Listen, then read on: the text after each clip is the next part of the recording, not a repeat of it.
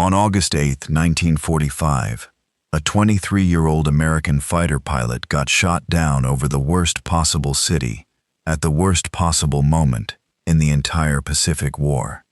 2 days earlier, the United States had dropped an atomic bomb on Hiroshima.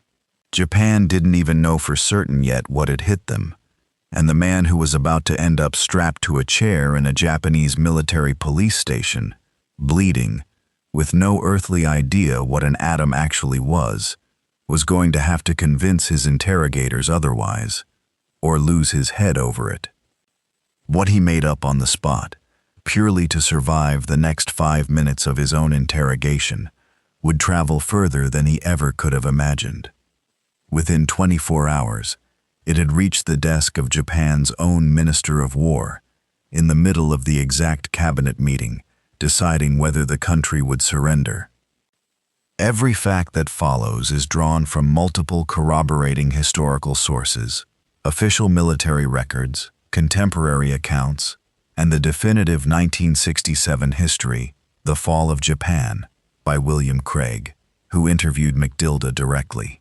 Where different retellings of this story disagree on smaller details over the decades, sometimes adding dramatic flourishes that don't hold up under closer comparison, I've stuck with the version most consistently corroborated across independent, cross-checked sources. Marcus Elmo McDilda was born December 15, 1921, in Dunedin, Florida. By 1945, he was a first lieutenant flying P-51 Mustangs with the 21st Fighter Group, based out of Iwo Jima, one of hundreds of American pilots running fighter escort and close support missions over the Japanese home islands in the war's final, brutal summer. Iwo Jima had only fallen to American forces that March, after one of the costliest amphibious battles of the entire Pacific War, specifically so that fighters like McDilda's could operate within range of the Japanese mainland. By August, Mustang squadrons were flying near-daily missions from that island, escorting B-29 bomber formations, strafing shipping and rail targets, chipping away at what remained of Japan's ability to move troops and supplies. It was dangerous, unglamorous work, flown deep into contested airspace against an enemy that, even in its final weeks, still had teeth. On the morning of August 8th, McDilda took off on a strafing mission targeting coastal shipping near Osaka. His aircraft, a P-51D nicknamed the Gator, took flak damage or suffered an engine failure. Accounts differ on exactly which, and his engine seized somewhere over the water.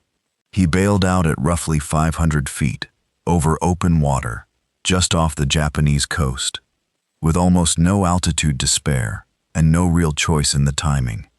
7 American Mustangs were lost that single day across the group's operations. McDilda's war ended in the water within minutes of hitting the surface. Japanese forces pulled him out almost immediately. Being captured by the Japanese military in 1945 was, by any measure, one of the worst outcomes available to an American serviceman in the entire war, and McDilda had managed it at the single worst possible moment to do so. Japan was 2 days removed from a weapon its own scientists hadn't yet confirmed was nuclear. Civilian morale in cities like Osaka, already gutted by months of incendiary bombing raids that had killed tens of thousands and left huge sections of the city in ash, had curdled into something close to open rage against any American who fell into their hands. Wartime propaganda had spent years insisting that American servicemen were subhuman, that capture meant torture and death regardless of how a prisoner behaved, and that any citizen who could contribute to an enemy airman's suffering was doing a patriotic duty. McDilda was blindfolded and marched through the streets of Osaka toward a military police headquarters. Civilians along the route, primed by exactly that kind of messaging, and freshly furious over their own city's bombing, beat him as he passed. By the time he actually reached the interrogation room, he'd already taken a beating before anyone in an official capacity had asked him a single question.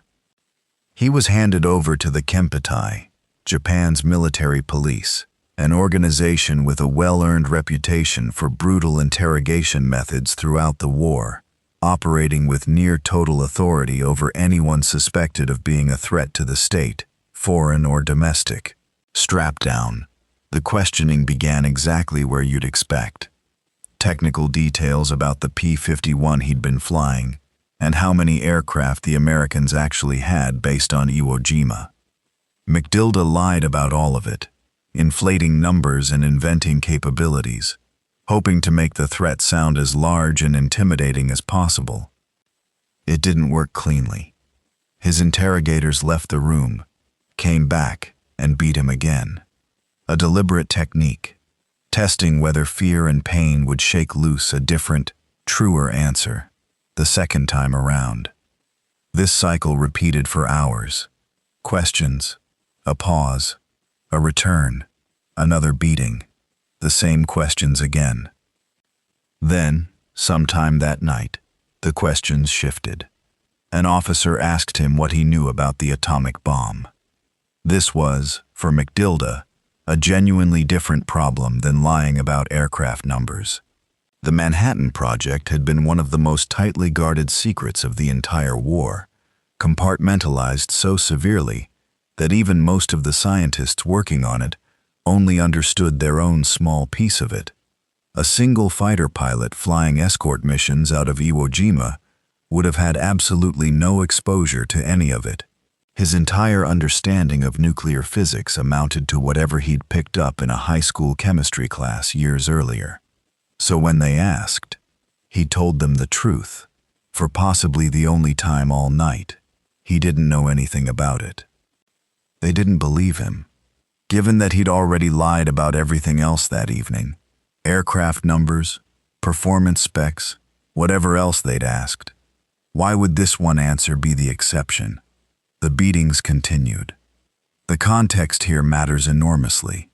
Japan, at that exact hour, still didn't have independent confirmation that Hiroshima had been hit by an actual nuclear weapon, rather than some other, still devastating type of ordnance. Japanese physicists were combing through the wreckage of the city at that very moment, trying to determine exactly what had happened. Their formal confirmation wouldn't come until the following day, which meant that any American, however minor his actual knowledge, who could confirm even the barest details about the weapon, represented real potential intelligence value to a desperate, cornered military command. McDilda, a fighter pilot stationed nowhere near the American nuclear program, was simply the wrong man in the wrong interrogation room to be asked. Near midnight, a Japanese general entered the room personally. He asked McDilda directly what he knew about the bomb. When McDilda repeated again that he knew nothing, the general drew his sword, held it to McDilda's face, and dragged the blade across an open sore on his lip. Blood ran freely down his chin. It was at that moment, bleeding, exhausted, and genuinely convinced he was about to be beheaded in that room, that Marcus McDilda started making things up entirely from scratch. Drawing on fragments of a high school chemistry class, and whatever half-remembered conversation he could dredge up from a fellow serviceman who actually held a science degree, McDilda constructed, on the spot, a completely fictional description of how an atomic bomb worked. In his account, splitting atoms released a kind of positive and negative energy, which technicians packed into a container and separated with a lead shield. Dropping the bomb and melting that shield let the charges recombine, producing a massive bolt of lightning that flattened everything beneath it. It was nonsense from beginning to end, a fighter pilot's best guess, dressed up to sound like a briefing. It should not have worked.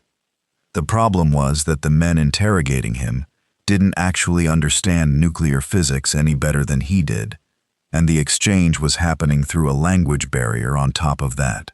Two parties, neither of whom understood the subject, arguing through an interpreter about how atoms behave, is a remarkably fragile way to arrive at the truth. They believed him. Encouraged, McDilda kept going. Asked how large the bomb actually was, he invented dimensions that made no physical sense whatsoever. Something on the order of 30-some feet long and 20-some feet wide. Dimensions that couldn't possibly have fit inside any aircraft that dropped it, let alone the actual bombs, which were roughly the size of an oil drum. Asked whether America had more than one, he said yes, plenty more. Asked where the next one would fall. McDilda thought fast, reaching for the two targets that would sound most catastrophic to the men in front of him. Tokyo, the political capital, and Kyoto, the spiritual and cultural heart of the country, home to centuries of religious and imperial history that no Japanese official could hear threatened without real alarm.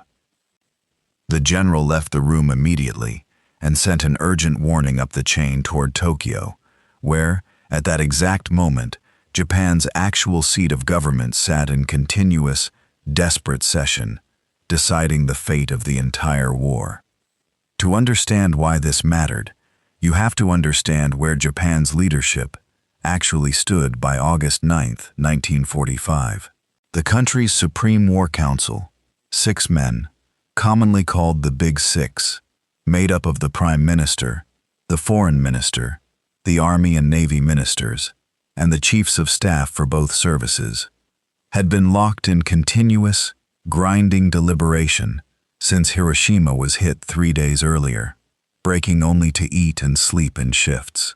Above them sat Emperor Hirohito, regarded by the Japanese state and its people alike as both political sovereign and living religious figure, a position that made the question of his personal survival inseparable from the question of Japan's cultural identity itself.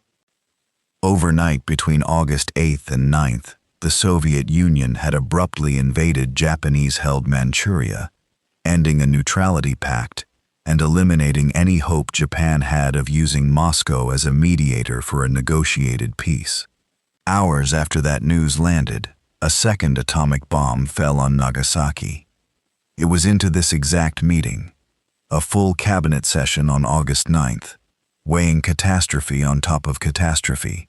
That word arrived of a captured American pilot's confession. Japan's own war minister, General Korechika Anami, cited it directly to the assembled cabinet. An American flyer had admitted, under interrogation, that the United States possessed a stockpile of roughly 100 atomic bombs, and that Tokyo and Kyoto would both be destroyed within days. It was, of course, entirely fabricated. Nobody in that room had any way of knowing that. The council remained split for hours afterward. Roughly half the leadership refused to believe America could possibly have built more than 1 or 2 such weapons at all, given how difficult they knew nuclear material was to produce. The other half, faced with 2 Japanese cities already destroyed, a Soviet invasion underway, and now a captured airman's account of a 100-bomb stockpile aimed squarely at their own capital, argued there was no responsible option left but surrender. The deadlock ran deep into the night. Finally, in the early hours of August 10th, the matter was brought to Emperor Hirohito himself to break the tie. He sided with surrender, on one condition, that the imperial institution itself would survive. Whether McDilda's invented confession was the decisive factor in that vote, a minor contributing pressure among many, or barely a footnote at all, is something historians still genuinely disagree about. Some accounts of the surrender decision place heavy weight on the Soviet invasion of Manchuria specifically, the argument being that Japan's leadership had already effectively absorbed the shock of one atomic bombing and might have continued fighting regardless, until the loss of any possible Soviet mediation removed their last diplomatic option. Others argue that framing understates just how catastrophic 2 atomic bombings in 3 days actually were on their own terms, independent of anything happening in Manchuria. Most historians who've studied the decision closely point to some combination of both factors as the dominant forces in the room.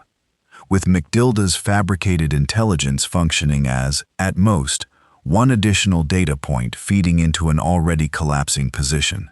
What isn't in dispute is that McDilda's fabricated intelligence was cited by name by Japan's own war minister in the exact meeting where the decision got made. Meanwhile, McDilda himself had been labeled a person of significant intelligence value and shipped to Tokyo for further questioning, this time by someone with genuine scientific credentials, reportedly a graduate of a New York college involved with Japan's own nuclear research effort. It took that man roughly 2 minutes of conversation to realize McDilda didn't actually know the first thing about nuclear physics. Confronted directly, McDilda admitted it outright. He'd made the entire thing up to keep from being killed. What followed, by every surviving account, was almost anticlimactic. The two of them reportedly had a calm, even civil conversation once the pretense dropped. McDilda was moved to a different cell after that, and from that point forward, the beatings stopped entirely. That transfer to Tokyo, it turned out, likely saved his life in a much more direct and immediate way than anything to do with the war's ending. Back in Osaka, at the original facility where McDilda had first been held, 50 American prisoners of war were executed by their Japanese guards after Emperor Hirohito's surrender broadcast on August 15th. A final, brutal act carried out in the chaotic hours as Japan's military command structure came apart. Had McDilda still been held at that camp instead of in Tokyo, there's no reason to think he'd have been spared. The broader diplomatic endgame moved fast from there. On August 12th, the Allied powers formally rejected Japan's one-condition surrender proposal, insisting instead on the unconditional terms already laid out in the Potsdam Declaration that July, though with language allowing the emperor to remain as a symbolic figurehead under ultimate Allied authority. Japan accepted. On August 15, 1945, Emperor Hirohito addressed the Japanese public directly over radio for the first time in his life, announcing the surrender and attributing it, in his own words, to the enemy's deployment of a new and most cruel bomb. The formal surrender document wasn't signed until September 2nd, aboard the USS Missouri. But for all practical purposes, the fighting was already over the moment that broadcast ended. McDilda himself remained a prisoner for roughly another 2 weeks after the Emperor's announcement.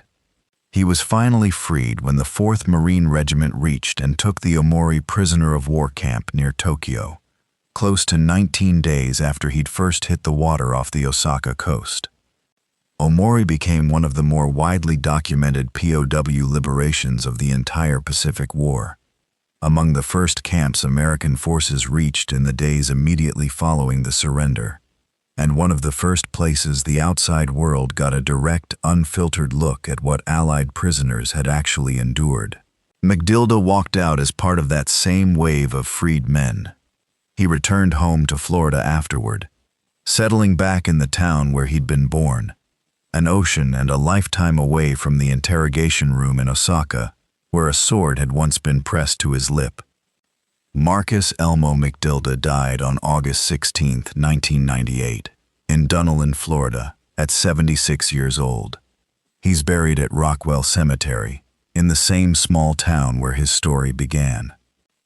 The story itself might well have stayed a private memory, the kind of thing a veteran mentions once at a family dinner and never brings up again, if not for a historian named William Craig, who tracked McDilda down decades after the war and corresponded with him directly while researching what would become his 1967 book, The Fall of Japan. It's Craig's account, built on McDilda's own recollection of that night, that forms the backbone of nearly everything historians and writers have repeated about the case ever since, sometimes faithfully, sometimes with additional embellishment layered on by later authors retelling it secondhand. His case has since become something of a recurring reference point in discussions about interrogation and torture, cited, decades later, alongside far more contemporary debates over the treatment of prisoners, as a study in exactly how unreliable information extracted under duress actually is. A man in enough fear for his life will say almost anything to make the immediate pain stop, true or not. And there is no reliable way for an interrogator in that moment to separate one from the other. McDilda's fabricated lightning bolt physics happened to align, by pure coincidence, with information the Japanese leadership badly wanted to hear, at exactly the moment they were most desperate for it. It could just as easily have pointed them in a completely useless or actively misleading direction instead. History has never fully settled how much weight to put on a frightened, bleeding fighter pilot's improvised lie about lightning bolts and lead shields, set against the far larger forces already grinding Japan toward surrender that same week. 2 atomic bombings, a Soviet invasion, and a leadership structure already fracturing under the weight of all of it at once. What's not really in dispute is the strange, narrow fact of it, that somewhere in the chain of decisions that ended the deadliest war in human history, for at least one crucial afternoon, Japan's own war minister stood in front of the men, deciding his country's fate, and cited, by name, a story that a 23-year-old first lieutenant from Dunedin, Florida, had made up on the spot, with a sword pressed to his lip, to keep his head attached to his shoulders.